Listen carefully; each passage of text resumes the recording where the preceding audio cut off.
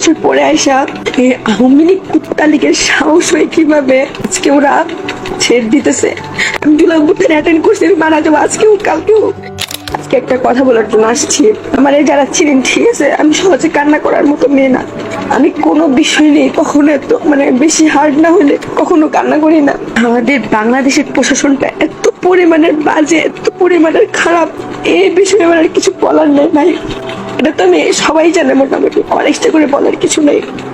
আজকে 1 বছর হয়ে গেছে আমাদের জুলাই অভ্যুত্থানে, ঠিক আছে। আমি জুলাই অভ্যুত্থানে কি করছি বা এখনো কি করতেছি সেটা সবাই জানে। এখন 1 বছর পরে আইসা এই আওয়ামী লীগ কুত্তা লীগের সাহস হয়ে কিভাবে আজকে ওরা আমার আব্বুকে ধরছে।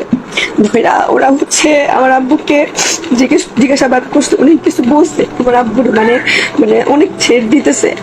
ওরা এমন ভাবে বলছে আমার আব্বুরে, বলছে কে যে তোর, আমারে তো বলছে আমারে নিয়ে আমার আব্বুরে বলতে বলছে যে তোর ছোট মেয়েটা, তোর ছেলেটা স্কুলে যায়, তোর ছেলেগুলা তো ছোট মেয়েটা, ধরো কোনো ব্যাপার না, তোদের পুরো ফ্যামিলি নিঃশেষ করে দিব। এইভাবে অনেক কথা বলছে আমার আব্বুরে। আমার আব্বু এই যে 1 বছরে হ্যাঁ বকাবকি করছে, আমি কেন ওই ঝামেলার ভিতরে যাই, মারামারির ভিতরে যাই, অনেক কিছু করছে, কিন্তু কখনো এইভাবে আইসা আমার সাথে আব্বু আজকে বাসার পরে প্রায় 2 ঘন্টা কাঁদছে। আমার আব্বু কান্নাকাটি করে বলতেছে, তুই এটা কি করলি মা, তুই এটা কি করলি মা, তুই তোর জীবনটা কেন রিস্কে ফেলাইলি। আচ্ছা আমি তো চলে যাবো, ঠিক আছে, আমার কোথাও না কোথাও আব্বু ধরেন পাঠাই দিল।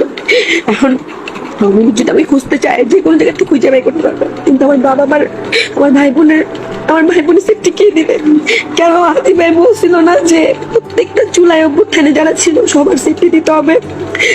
কিসের সেফটি দিতেছে? পুলিশকে কল দিলে বলে জিডি করে রাখেন, পরে স্টেপ নিব। খুন করার পর আইসা পুলিশ, বিজেপি, আর্মি, রাষ্ট্রীয় চক্র শুরু করবে খুন করার পর আইসা।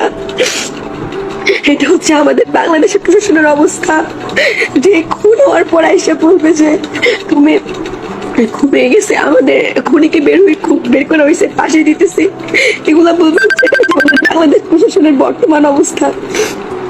আমি আসলে সর্বশেষ একটা কথা বলতে আসছি, আমি মারা যাবো না সেটা আমি জানি। আমি জুলাই অভ্যুত্থান অ্যাটেন্ড করছি, আমি মারা যাবো আজকেও কালকেও, আমি মারা যাবো।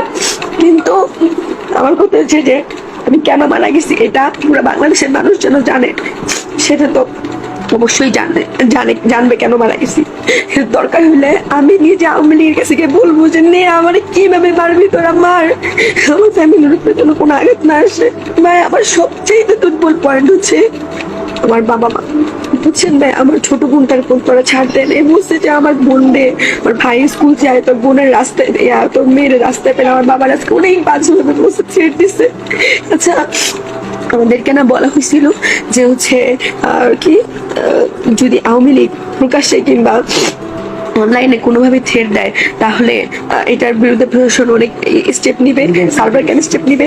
আমাকে তো প্রতিনিয়ত আমাকে ফেসবুকে 1 বছর ধরে